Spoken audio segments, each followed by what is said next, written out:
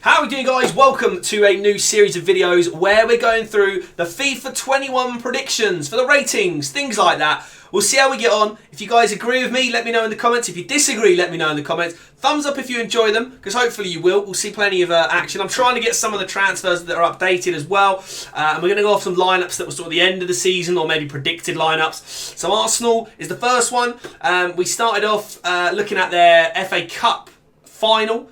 Against Chelsea. I think it was the FA Cup. I hope I'm right with that one.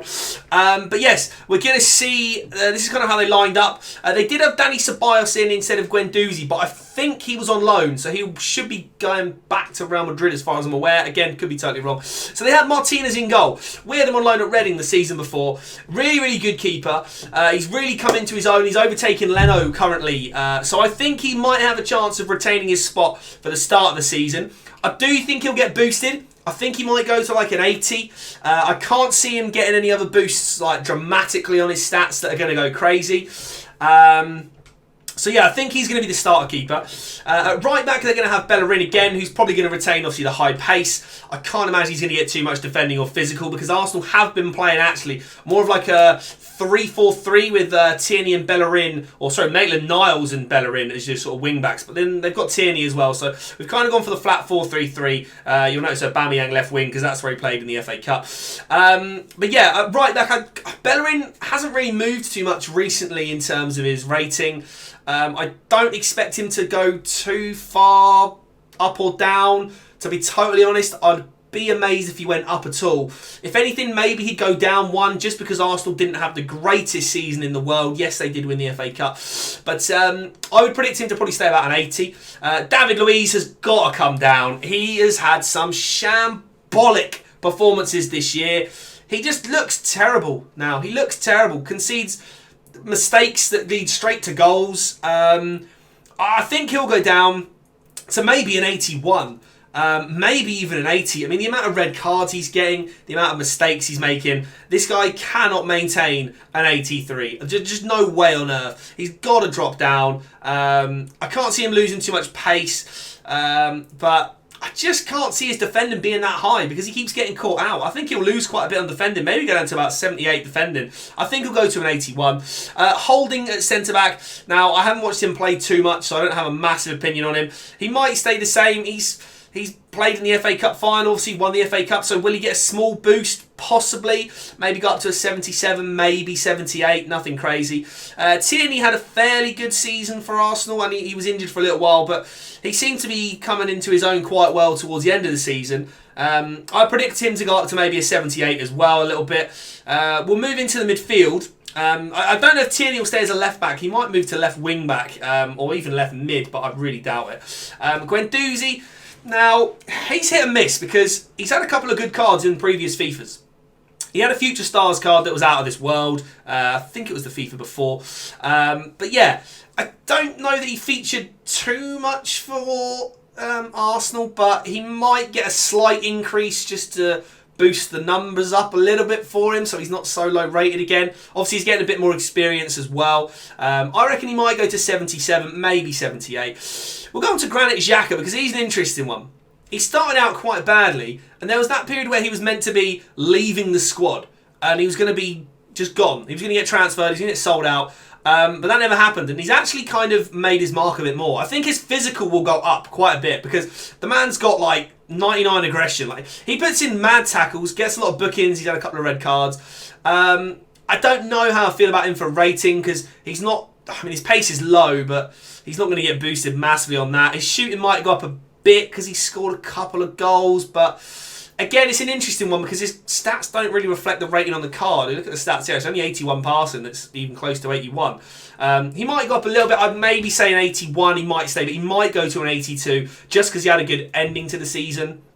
Torreira, can't really see him staying at 82. I think he might drop 1 or 2, because he was out for a little while. Whether that was just because of Arteta didn't favour him or what, I'm not too sure, or if he did pick up an injury. But I just don't see him holding that high rating at 82. I think maybe 81, maybe be unlucky if he drops to an 80. Pepe on the right wing. Now, when he first came across, he was pretty pants at the start of the season. I'm pretty sure he ended up getting dropped to the bench.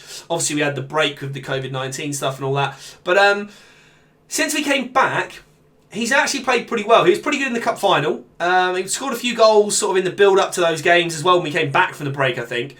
Now, I don't know. I don't know if I see him going up or down. Because if you'd said, if he'd carried on playing, he was as bad as he was at the start, I would have said he would have dropped to at least an 80. Because he was pretty pants when he first came across. But he's got a lot better. So I think he's going to stay as an 83. He might get unlucky, he might drop to an 82, but he's not going to change too much. Now, the two main men, Lacazette and Aubameyang.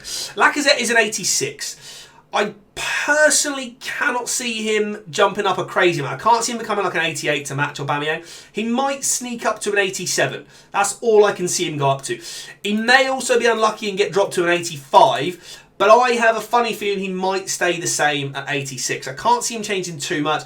He's been a bit hit and miss, but his effort has always been there. It looks like he's always been trying as hard as he can to score goals, to create chances, etc.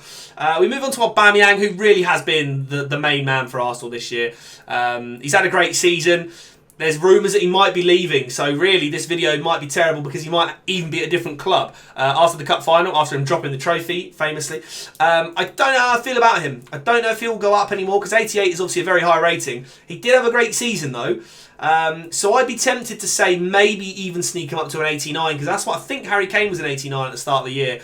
I think Aubameyang might sneak up to an 89. I haven't included any sort of subs, or I'm not going to dive into the full squad, but we are going to look at 3 players who are going to feature quite heavily next year for Arsenal. Martinelli, who was a silver 68. I think he'll get boosted to a low-rated gold, maybe 75. He did have a good season, played really well against Chelsea. He did very, very well as well in that game. Willian, brand new signing for Arsenal, comes from Chelsea. I think it was like a 3-year deal or 2-year deal. A lot of money, I don't know if I see Willian staying as an 82, but I think it'd be unfair if he went down. I think he might go to an 81, but I think that's a little bit unfair on him because I feel like Chelsea have just kind of let him go when he's actually been quite a good servant to Chelsea. He has played very well. He always is a man that Lampard could rely on to bring on, and he always impacted the game quite positively most times. Great free kick taker as well, so that'll be interesting to see. I think Willian may stay as an 82, but I fear he may drop to an 81. Saka as well. So Saka's only a 65. I don't see him getting a plus 10 to go to a gold player, but I think he might be a higher rated silver. I could see him maybe sneaking up to around about 70, and then if he has a good season, maybe he'll branch into the gold for FIFA 22. I don't know how you guys feel about the ratings on these. I feel like I'm being quite fair to Arsenal by not lowering them too much because they did have quite a decent-ish end to the season. It wasn't the best finish to a season you've ever seen in your life. However, they actually didn't do too badly. Looking at the table, they're going to start in first place as well. So, let's just pretend that they're going to do quite well. But, they didn't have the best season this year. They finished 8th, 2 points above Sheffield United, 3 points behind Wolves. So, only 14 wins, 14 draws with 10 defeats. 48 conceded, 56 goals for. I just don't know if I see them getting too many boosts. But yeah, they did okay.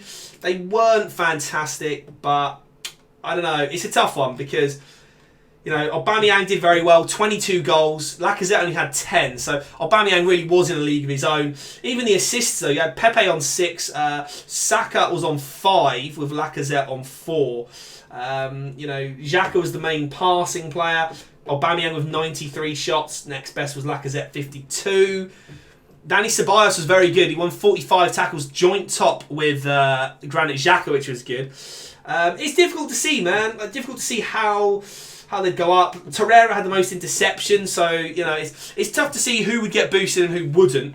I do think I've been pretty fair on those ratings. I'm not going to bring up like flashcards of like, boom, this is what the new card will look like because I don't know how they're going to change all of those. I do think Aubameyang will sneak up to potentially an 89.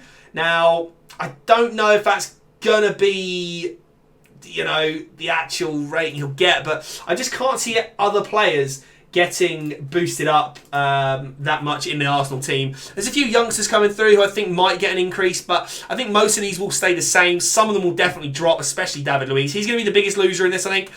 Leno as well might drop from an 84. Been injured for a while, but wasn't really doing fantastically well, you know, for a big money sort of goalkeeper. But let me know if you guys do agree with it. Do leave a thumbs up if you have enjoyed it. If you're an Arsenal fan, let me know. Have I been too harsh? Should they go up? Let me know what your predictions would be on this starting 11, or if you think the starting 11 will be different. Again, I don't know if Ceballos is staying or going, so he would probably come in instead of maybe Guendouzi or Torreira. But yeah, do let me know. Do subscribe if you're new, and I'll see you on the next video for another team prediction very soon.